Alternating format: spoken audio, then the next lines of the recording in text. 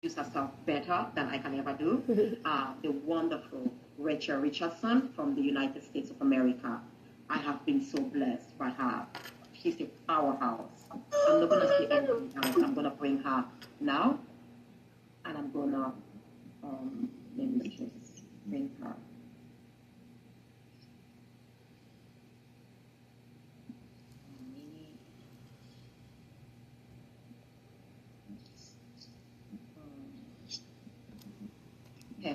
Perfect.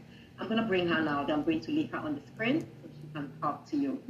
This incredible leader, I don't even know where to start. She will bless you. She will bless you. I will leave her story. This is the wonderful leader I was talking. I was blessed when I went to France for the Women Leadership Summit Congress in March.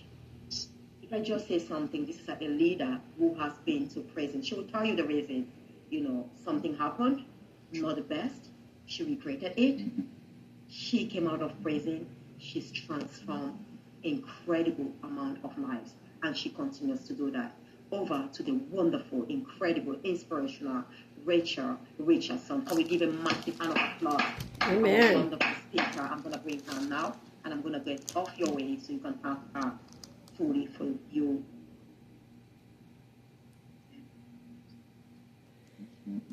Amen. Thank you, Dr. Sylvia. Thank you. I appreciate you. So yes, Dr. Sylvia told you a little bit about me and my story, and I'll get into that. But the first thing I wanted to do was define the word perception. Dr. Sylvia, I thank you for allowing me to be a speaker today. I can't wait to come to the UK. I'm so looking forward to coming to London. Let this be a precursor to the light that's getting ready to fly overseas, because when it's all said and done, God has called me into this place of position. So when we talk about perception, and even as you say, she's been to prison, a lot of people are like, she's been to prison. But at the end of the day, I came here to change the perception of what we think about formerly incarcerated people, because you never know what somebody's been through or how they got to where they are based on what you hear about them. And so the first thing I want to do, like Dr. Sylvia did, and thank you to the other people that are on the Voices of Nations staff and leadership and the team who has, been so gracious to me. I appreciate you ladies so much. And I thank you for inviting me and having me here as a speaker. Perception. The word perception is the mental process. And this is how the dictionary defines it. The mental process of organizing, identifying, and interpreting sensory information. So the five senses, right? What we see, what we hear, what we smell, what we touch, what we taste, all those physical things. So it's the mental process of how we take those things in to understand our environment. And so when we mentally process things and we begin to understand them so that we can understand how to change our environment or interpret our environment, literally what we see is what we get. So if you see somebody who, so in 1998, I shot a gun in the air. That bullet ricocheted off a sign and ended up killing my uncle. I was convicted of murder in the second degree with the use of a deadly weapon. So if you see a murderer, then you may not be so apt to speak to me because you pulled my background and you might think, oh, but if you see the light, then guess what? You're going to have a conversation with me before you ever know my story. And then when you find out my story, you say, there's no way that you could have ever been convicted of a crime. We couldn't see you do anything, anything like that. But if you only base what you know about me based on what you heard about me, then you may not get to know me. And so God took me to 1 Kings 10:4. When the Queen of Sheba came to meet Solomon, the Bible records she had already heard so many things about Solomon. She had already had an idea of what she thought about Solomon, King Solomon at that time. But 1 Kings 10:4 indicates that when the Queen of Sheba perceived all the wisdom of Solomon, the house that he had built, the food on his table, the seating of his servants, the attendance of his waiters and their attire, his cupbearers, and his stairway by which he went up to the house of the Lord, there was no more spirit in her. There was nothing left that the Queen of Sheba could say about Solomon. She was blown away by everything that she had heard. She now got to see it. What she perceived was one thing. Now she perceived the truth. So you may pull a background check on somebody, and I'm talking to leaders in the room who hire people, who fire people, who have dealings with people, who, you may pull a background check on somebody, but when you get face to face with that person, your perception of who they really are tends to change. And so if we discount and we discredit people before they ever get before us, then we're really doing ourselves a disservice. Because the Bible records that the Queen of Sheba, she says in verse 6, 1 Kings 10:6, then she said to the king, it is a true report which I heard in my own land about your words and your wisdom, not about your money, because King Solomon was the richest of them all. So it's not what I heard about your cupbearers, your servants, your castle, the house that you built, all these physical things. But the words of knowledge and the wisdom that you have, she says, it is a true report which I heard in my own land about your words and your wisdom. So as Dr. Sylvia introduced me, I hope that when you leave here, you don't see somebody who's been imprisoned physically or even mentally, because that's the biggest prison we live in.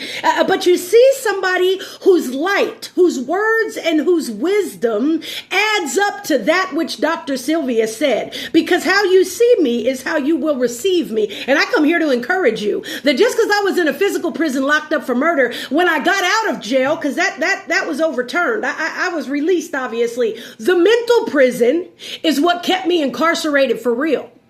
Now, physical prison's one thing, but a mental prison, we got a lot of people walking around now in a mental prison because their perception of their own reality is so dwarfed and warped that they can't see the truth in it. And so as Dr. Sylvia was speaking, I was taking a couple notes, and she said, success is your birthright. Hello. Success was Solomon's birthright. But you know what? Solomon received that when he prayed and asked God for wisdom. He could ask for anything, but the Bible records because he asked God for wisdom, he got everything. And so when I come into rooms with doctors, even when I went into the room in Paris, I really went because my daughter was in Amsterdam. That's only a 3-hour train ride to get to Amsterdam from Paris. So when I was asked to speak in Paris, I said, that's perfect because I get to go see my baby girl in Amsterdam. She had just started Bible school out there. She was missing home. She was missing her mother. And God orchestrated this thing as a divine intervention for her to stay put. Don't move. Don't move, Elizabeth. Her name's Elizabeth. So don't move, girl. God has you where he wants you, and he's going to bring your mother way across this ocean to spend a day with you, to encourage your heart, to remind you, you are not forgotten. You didn't get shipped off to boarding school as her mind, her reality, her perception of the situation was trying to make her to believe. You have been separated and chosen and called apart from all of your friends who have graduated, going to college, getting jobs, paying bills. God has separated you from all of that for a minute season. It might seem like it's a long time because it's months and months, but it's really only a small blip in what's getting ready to be your entire life. And so when God orchestrates a thing, he also lines up other things in order to confirm that orchestration. So when I got to go to Paris, I felt less than. I'm not going to lie. It's a lot of people with doctor in front of their name that were speaking at this event. And I thought, what is it that I have to offer? But when I tell you that the room I went into received me so well that I got the Woman of the Year award from this event that God was able to show me as well. You belong in these rooms. I called you into these rooms. Don't perceive yourself as somebody so small and so minute because doctor is not in front of your name. Don't see yourself as less than anybody else because I have called you into these places and spaces to change everybody's perception of what they think a murderer or somebody convicted of murder looks like. Because the Bible tells us if we slander, if we talk bad about each other, God has already seen it as murder anyway. So because of that situation that happened to me in the physical realm, I saw myself differently because, again, it's hard to get a job when you're a convicted felon. It's hard for people to, I love children. Before I got locked up, I worked at the YMCA as a teacher. And so it was hard for me to get a job. It was hard for me to do a lot of things when I got out of jail, right? When I got out of physical incarceration, because I was in such a mental incarceration. I saw myself as so lowly. I saw myself as a convicted felon. I saw myself as not being able to pass a background check. I saw myself. But then when I got saved, I came into the things of God. God said, no, you are a business owner. That's why these people won't hire you, because I have a business that I've put in you. I'm birthing a place where you're now going to be able to hire other people that won't hire people like you, so that they too can have the same kind of hope that I'm giving you. And so when we see things different, we treat things different. And so as the Queen of Sheba saw Solomon different, she began to give him everything. He didn't need anything, but she wanted to give everything to King Solomon, because she understood, she perceived what was really going on. His attachment and the stairway, the Bible records, it says, his stairway by which he went up to the house of the Lord. She understood who he was attached to, and she wanted to give into that, because she also understood the dynamic of being able to give into something like that and get a return on it. And so as we come in here today and we say, Dr. Sylvia, I appreciate that you have given this space, but I also understand that there is a return on it. There's a return on your investment for allowing women like me to come into a room like this, sis, doctor. There is a return on your investment for opening up the minds of people in your field and in this space to hear a voice like mine. This is not in vain, Dr. Sylvia. This is being attributed to your heavenly account. And in Isaiah 6:8, the Bible records, then I heard a voice of the Lord saying, whom shall I send, and who will go for us? Then I said, here I am, send me. And if you ever knew me before I went to Paris, this is just who I am. It's what I do everywhere I go. This is who I am. The young lady that I met on the airplane is in this conference right here, right now, on my way to Paris. She's a fashion designer who was on her way to Paris Fashion Week that God sat me next to on an airplane. Come on now.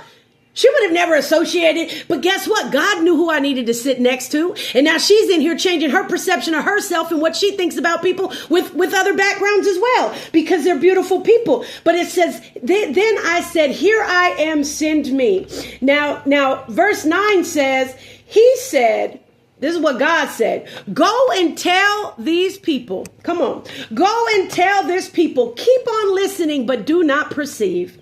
Keep on looking, but do not understand. Verse 10, render the hearts of this people insensitive and their ears dull and their eyes dim. I must admit, and I'm closing with this, when I went to Paris, Dr. Sylvia, there were some ears that were dull and some eyes that were dim in that room. They didn't perceive the light that was in me, but you did. And I need to let you know that because you did, God has got a blessing with your name on it. This is not a game to God. When we look at the light in other people and we pull that thing out of them and we give them a seat in places and spaces such as this, God does not take that lightly, because he understands that you are connecting to that which I am connected to. And if I am connected to the vine as you are connected, we are one and we are walking this thing out. You mentioned the fact titles don't matter, but today I normally wear a bow in my hair to remind myself that anybody who comes in contact with me, God has promised not to destroy your life anymore. God has promised people,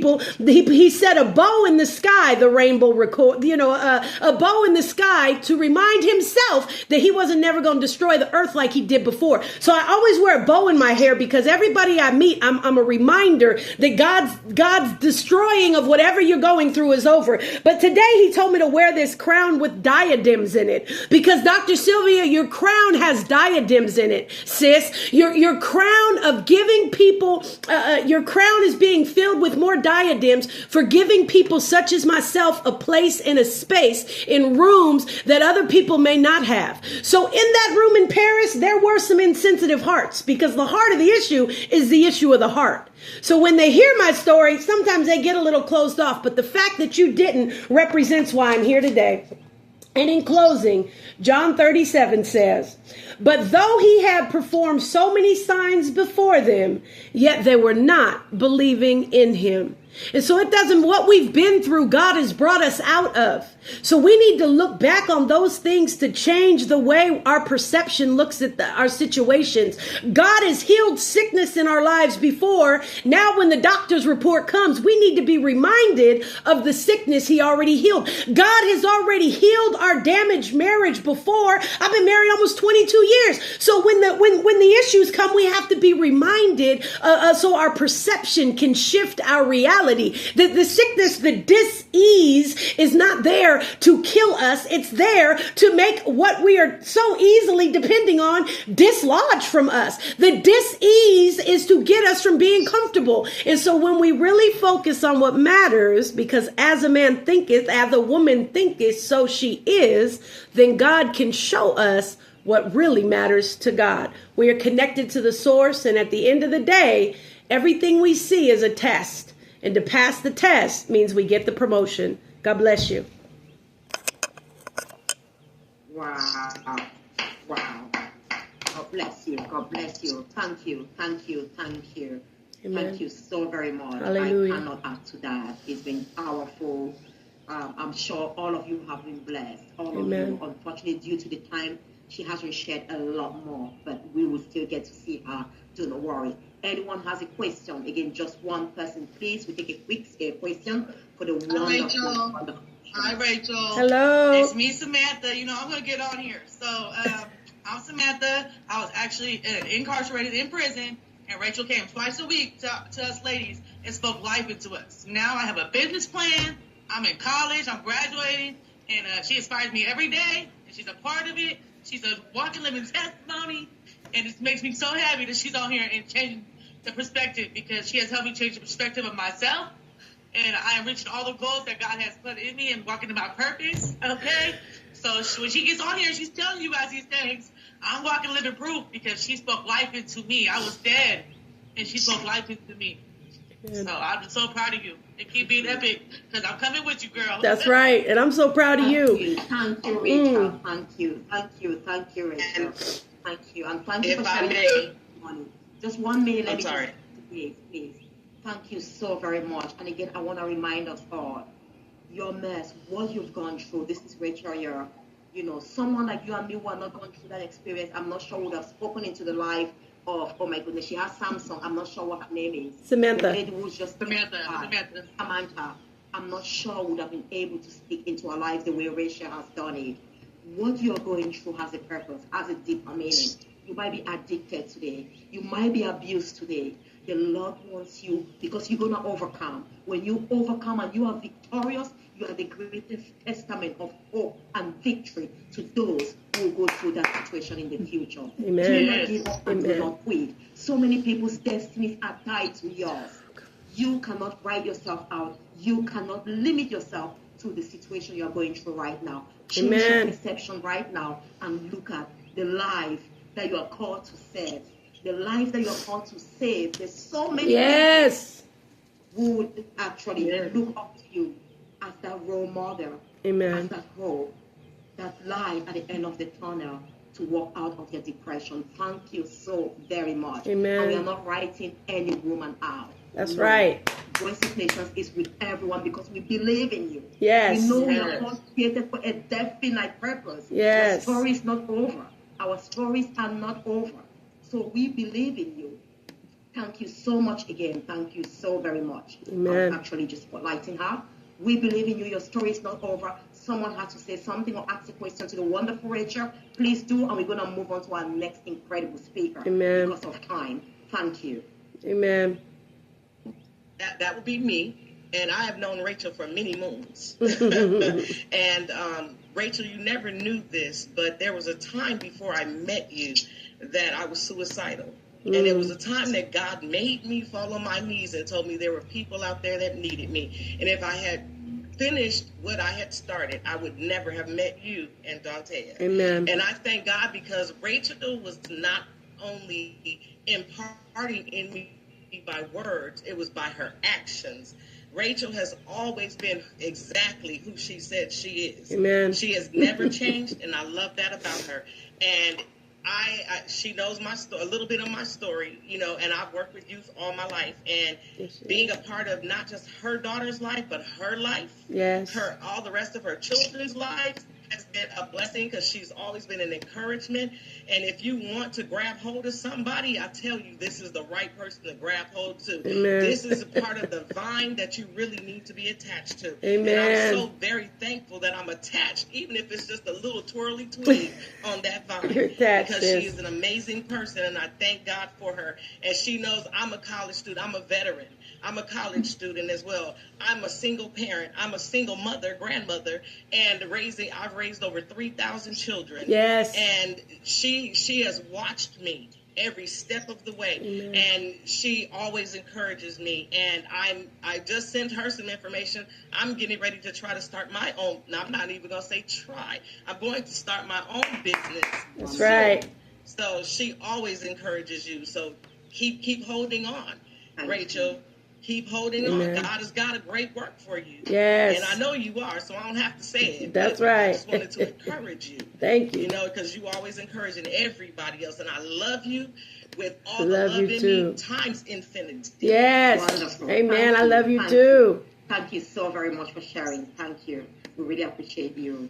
And you've heard for yourself. I can't say anything again. Because of time, we're going to have a session again with these incredible speakers, and please do connect with them. They'll be more than happy to work with you, to support you in any way they can. Yes. Because they're here to share their gifts. Thank you so very much again. Thank you, Rachel. We really appreciate you. I'm going to bring on our wonderful next speaker, and that's none other than the wonderful Ruth Aman. We're going to bring her up. Let me just take off from the spotlight. Please bear with me.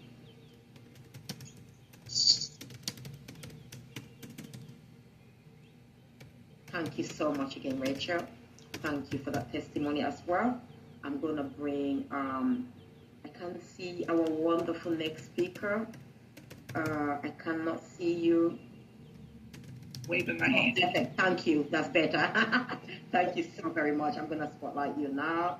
Let me bring you. Perfect. Perfect. Latoya or Sarah, are you there to introduce our wonderful next speaker again? Maybe because of time again, I think it's best